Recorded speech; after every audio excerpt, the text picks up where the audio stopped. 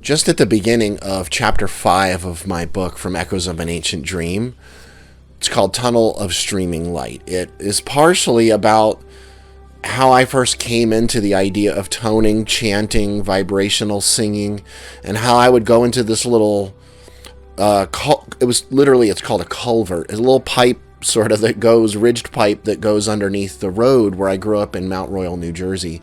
And the stream that went from our property went under to Stratton's farm across the street.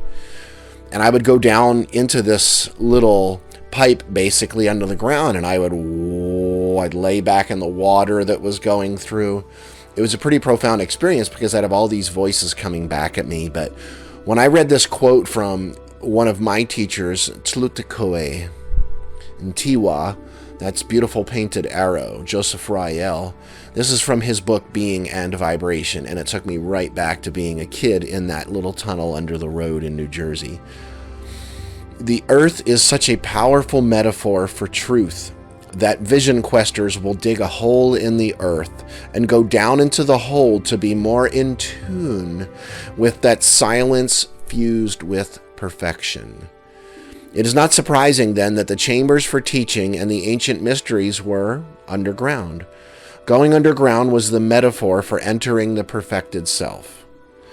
As a young boy, much like me, I was taught in those underground chambers to look within.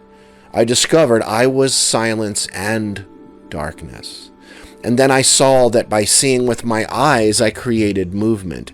And out of that, illumination came.